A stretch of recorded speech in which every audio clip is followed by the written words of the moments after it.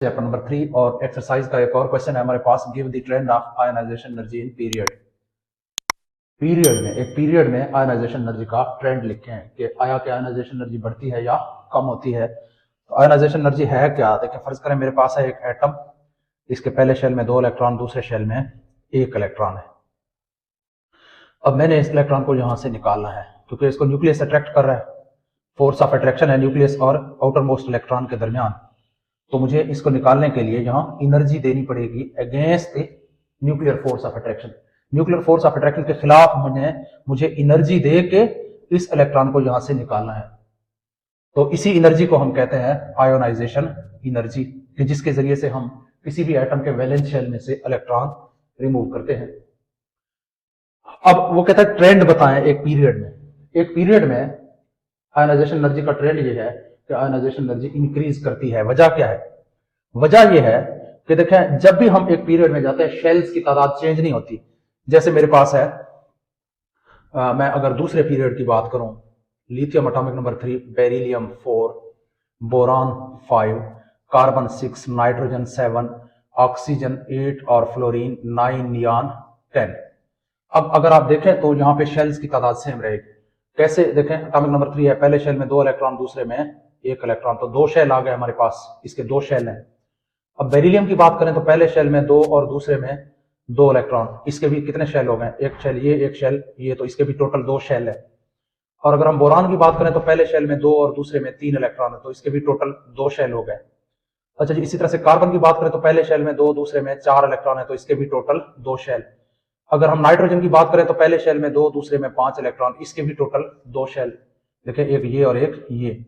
और अगर हम ऑक्सीजन की बात करें तो पहले शेल में 2, दूसरे में 6 इलेक्ट्रॉन, इसके भी टोटल 2 शेल। अगर फ्लोरीन की बात करें तो पहले शेल में 2 और दूसरे में 3 इलेक्ट्रॉन, पहले शेल में 2, दूसरे में 7 इलेक्ट्रॉन, तो इसके भी टोटल 2 शेल हो गए, पहला और दूसरा। नियॉन की बात करें तो पहले शेल में 2, दूसरे में 8 इलेक्ट्रॉन, इसके भी टोटल 2 शेल आ गए। तो अब देखें, नंबर ऑफ शेल सेम है। जब भी हम एक पीरियड में लेफ्ट टू राइट जाते हैं, नंबर ऑफ शेल चेंज नहीं होती, लेकिन न्यूक्लियर चार्ज इंक्रीज करता है। देखें, यहां पे एटॉमिक नंबर 3 है, न्यूक्लियस के ऊपर प्रोटॉनों, न्यूक्लियस में प्रोटॉनों की तादाद 3 है, इलेक्ट्रॉनों की तादाद भी 3 है।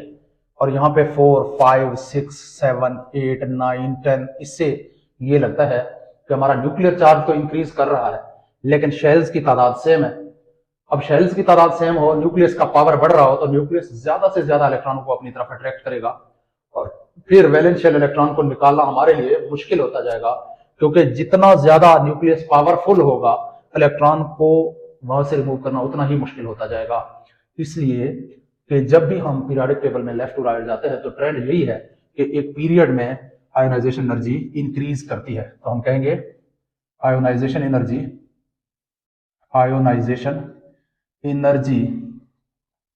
इंक्रीजेज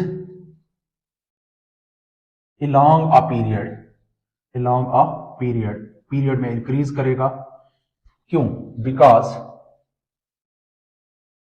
नंबर 1 रीजन बता रहा हूं, no new shells are added. जैसे ही हम जा रहे हैं लेफ्ट टू राइट, एक पीरियड में नए शेल ऐड नहीं होते, no new shells are added up along a period. एक पीरियड में नए शेल ऐड नहीं होते। अच्छा जी, पहली बात।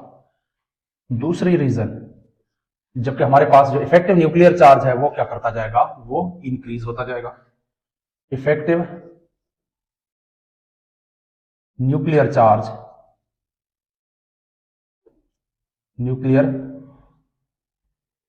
चार्ज गोज ऑन इंक्रीजिंग, जिसकी वजह से अट्रैक्शन क्या हो जाती है? बढ़ जाती है न्यूक्लियस और वैलेंस शेल इलेक्ट्रॉनों के दरमियान। अच्छा जी, और साइज ऑफ एटम कम हो जाता है। साइज ऑफ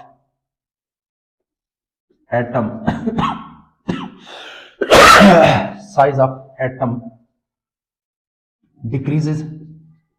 जब एटम का साइज डिक्रीज होता जाएगा तो न्यूक्लियस और बाहर वाले इलेक्ट्रॉनों के दरमियान फोर्स ऑफ अट्रैक्शन इंक्रीज हो जाएंगे।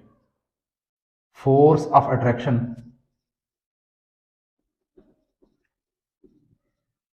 Goes on increasing, force of attraction बढ़ता जाएगा। और इन वजूहात की बेस पे फॉर दिस होगा क्या, ionisation energy increases along a period, ionisation energy increases